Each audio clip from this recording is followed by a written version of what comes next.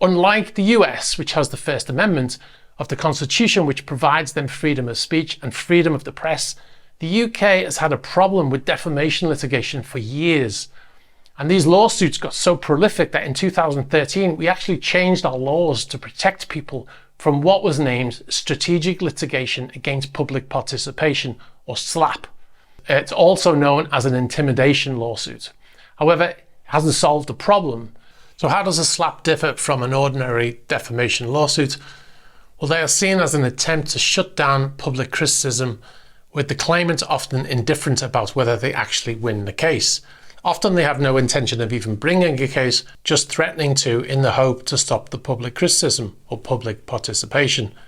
Susan Cowtree, project director at the Foreign Policy Centre, said, "Investigative journalists uncovering financial crime and corruption are being subject to a significant amount of risks and threats, which has a chilling effect on their ability to continue to bring crucial matters of public interest to light. The UK is the highest international source of these legal challenges, almost as high as the EU countries and the US combined, which points to a clear need for further review to prevent potential vexatious misuse of the UK legal system." In 2022, MPs urged the government to better protect the media and citizens from abusive legal action, or SLAPPs. Lawyers and campaigners describe SLAPPs as a form of legal harassment that exploits lengthy and expensive legal procedures to silence journalists and critics and watchdogs.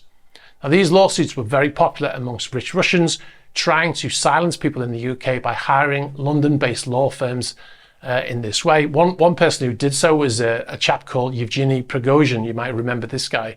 He's currently deceased. Now, we at eSystem SuperYachts are all National Union of Journalists card-carrying union members.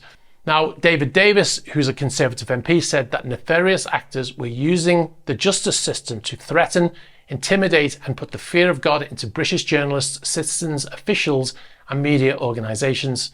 It's very clear that some London-based law firms have found an incredibly profitable niche that they are willing to pursue without too much concern about the outcome.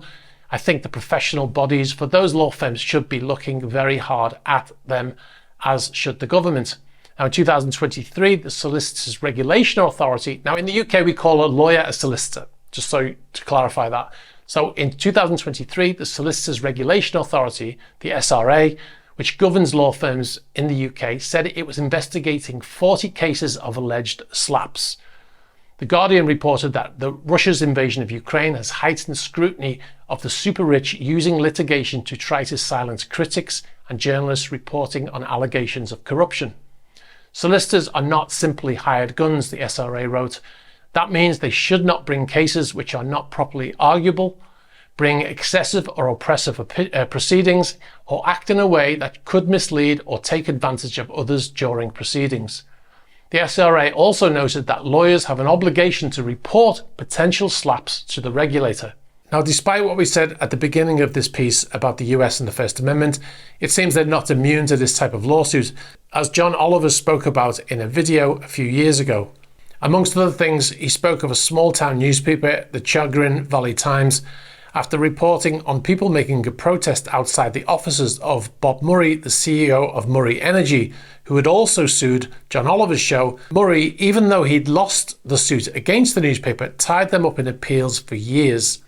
The judge in that case said this was an example of why the state of Ohio needed to adopt an anti-SLAPP statute, pointing out that the paper had removed all coverage of Murray from their website, which the judge said was an example of the chilling effect a lawsuit like this has. It's not the first time Murray has sued a journalist for coverage he saw unfavorably. According to the Washington Post, he's filed at least 9 lawsuits against journalists and their news organizations between 2001 and 2015 for reports that they saw as critical. And since Murray likes to sue, we're not going to say another word about him as a journalist here.